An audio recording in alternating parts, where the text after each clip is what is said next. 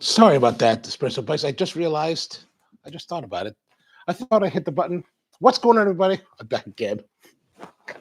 All this like ridiculous. So I'm sitting there earlier today before we started, and I was thinking, but this is probably about like, I don't know, 9:50, 9:09, but 9:30, 9:35. I'm sitting there. I come up here, I get the laptop out. I'm like, okay, blah, blah, blah, blah. Let me look up today's question and let me just, review some things. And then suddenly it's like 9:57. I was like, holy smokes, what's going on?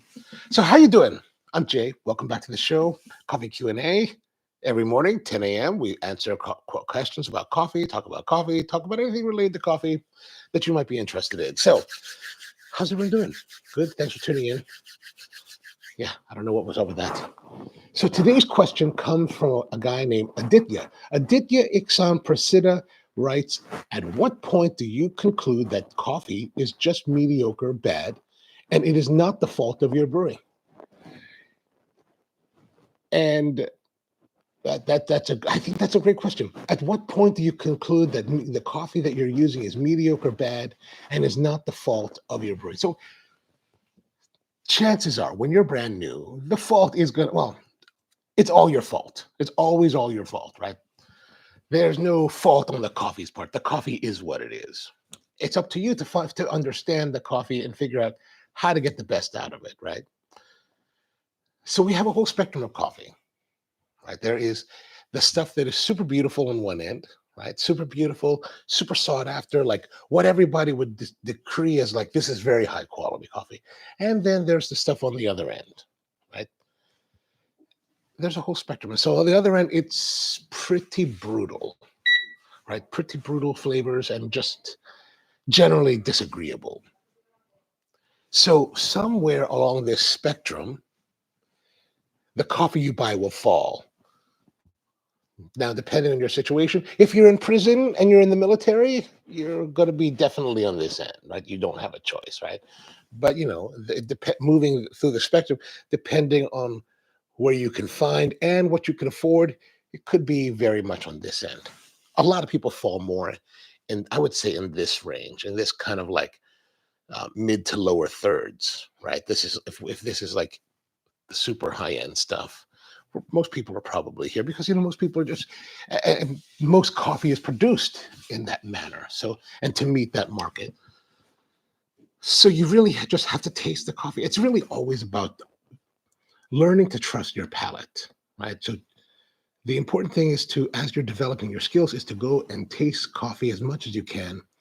And it's one thing to brew coffee at home, and that's great. But if you can travel to within your city to other coffee shops, ones that are average and regular, ones that are maybe medium the spectrum, and then some whatever shop in your area that's supposed to be really great, go visit them, try their coffees, try a spectrum of their coffees, and you may like them, you may dislike them, but the important part is that it's helping you to develop your palate, right? Developing you to understand what you're tasting. And it's not just enough to sit there and just drink, which helps. But like if you can think, if you taste a coffee, you're like, I like this, I don't like this. But then more importantly, think why you dislike it or why you don't like it. And what can you identify are the elements that you like or don't like, right? So let's say you're drinking a fruity natural and you're like, I really like this presence of strawberry.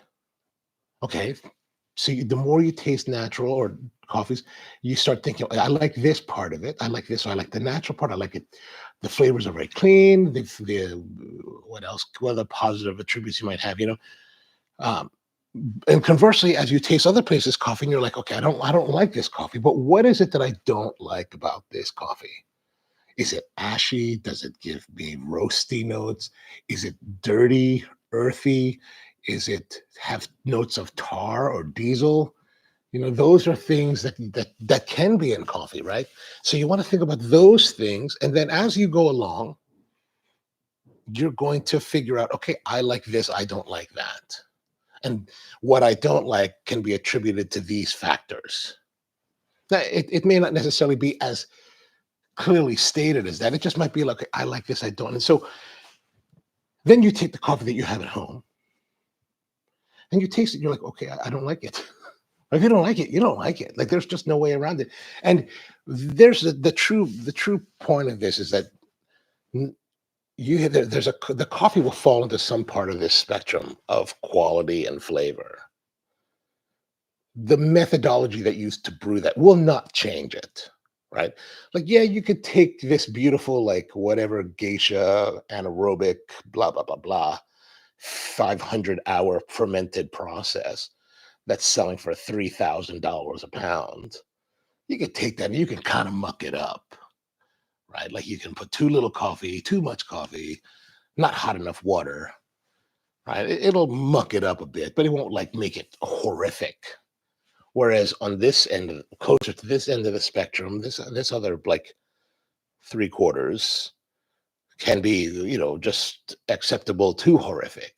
And no matter what amount of God technique you're trying to use from whatever guru is on the internet telling you this is going to make amazing coffee, will never make this coffee amazing. Right? It never will happen.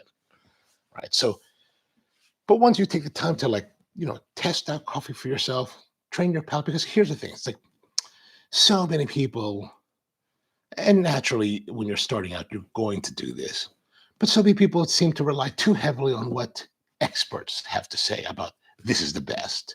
This is the best coffee. This is the best style of brewing. This is the best piece of gear. That's all kind of ridiculous, to be honest with you. It's like, what works to help you achieve the goals that you want to make, which is, if your goal is to make great coffee, I don't know if any of these recipes are that important. I don't know if any of this equipment's that important. Like, you can have all the equipment in the world. It's all how you manage and use the equipment that really matters. So how do you conclude that a coffee is just mediocre? Taste it. That's really the only way that I can tell anyone how to do it. And like I talk to friends or whatever about coffee daily, and it's always like, it goes back to that. It's like, how does it taste to you, right? I was just yesterday with one of my friends who's a veritable expert in the field. Expert, like he's been an expert on the technical side of coffee for many many years, and he comes from it as a science engineering expert to the field, but as a home enthusiast for coffee itself, right? So he's in the industry, but he came to it as a home enthusiast. So he kind of looks at the world in sort of like an enthusiast perspective. And we're tasting coffee, and I'm helping him test a new product that they're developing, and we're tasting the coffees. He said, "Oh, I'm really glad that it turned out well." I said, "Yeah, I think it turned out really fantastic." And it's like, but I'm like, but you know this, you already do this, you already figured it out. Like you just needed, I mean, he just really needed me to come and help to verify his results, which is great. I'm honored that he would select me. But I was just like, but you got it, man.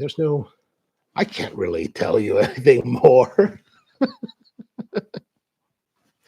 The palate that you have developed is perfectly fine. So take your time to just try more coffees. Think about, like, I'll tell you, when I first started smoking cigars many years ago, I found a local cigar shop, and with a very friendly group of regulars. And basically, anytime that I go in, if you're not familiar with cigar world, there's a room they have called the humidor. They keep cigars at a particular temperature and humidity level that helps to preserve their freshness and make them at the most palatable. This shop had quite a selection in there, and so every day I would just go in and try a different cigar every day. It's different cigar, different manufacturer, different brand, different size every day, never the same. For months, I would do this, and what that did is I wanted to what I wanted to do is figure out what do I like, but it wasn't so well thought out back then. I was pretty young, but I just went and tried different ones, and that helped me to inform my palate and vocabulary for tasting. And yeah, that's it. Just try as much as you possibly can. And let's say you have this one coffee that you're doing a brewing. That coffee will always taste like that coffee.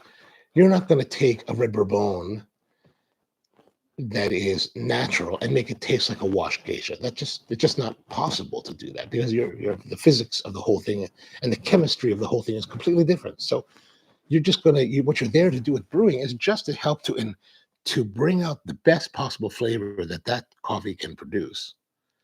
And really, it really comes down to more simple methods like, you know, temperature of the water, ratio of water to coffee, and then exposure time of the coffee to the water, right? How much time does it have to steep?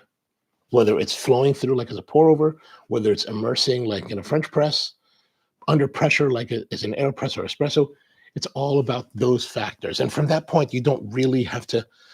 I don't know if the nuances really bring out anything. Like we can convince ourselves, I changed this one tiny parameter, so I went 1 second and a 10 milliliter difference. I don't know if that really changes. Like with yesterday's testing, this method of brewing that we're testing it's very automated. Like it's super hyper automated, and it won't vary, right? It's very precise. And then we're comparing it to how the coffee, the taste compared to hand pouring it. And they're not exactly the same. There is a little bit of a difference, a very minor difference. But when I'm analyzing, it's like, well, I think the difference is more has to do with the fact that I, a human, is making this one cup. And there's no matter what I'm trying to do, there's always going to be the human element, slight variances in the style of pouring, the technique of doing it, the amount of pouring. I mean, even though we're measuring the pours, there's still going to be some variation, right? So that's my thoughts on today's question. Nothing too esoteric. So at what point do you conclude that a coffee is just mediocre bad and it's not the fault of your brewing? Just got to taste it. If you don't like it, you don't like it, right? There's no real way around that. Like if you taste the coffee and you taste it and it's cut, it generally has a character of, well, but let me rewind a little bit. So let's say you take a basic brewing method, right? Let's say 2 grams of coffee for every finished ounce. So if you're making a 12-ounce coffee, you're using 2 grams of coffee per ounce, so 24 grams total for a 12-ounce cup. You're going to put that, let's say you put that in a clever, steep that with hot water, 195 degree, 198 degree water, 200 degree water for 3 minutes, and then press, pour. So your brew time is just under 4 minutes. And you don't like the flavor, there's not much it's going to change, no matter how much technique you may try to work it. Just try other coffees. Find something better you like. Spend a little bit more money if you're buying cheap coffee. Stop buying those big liter bags of coffee online. Like I have some friends, and that's all they buy. It's like, and then they talk about trying to make it better. It's like, what? I'm like, I don't even participate in those conversations now. I'm like, oh, I can't talk about that. All right, so that's pretty much it. Thanks for tuning in. Appreciate you being here. Espresso and Bikes, good to see you. Sorry about the audio earlier on. If you're watching on the replay, let me know what you think. Any kind of questions, comments, and any ideas for future videos you'd like to talk about, let me know. I'll be here. We'll be back again tomorrow, 10 a.m. as always, with another coffee Q&A. So hope you have a great one and see you next time.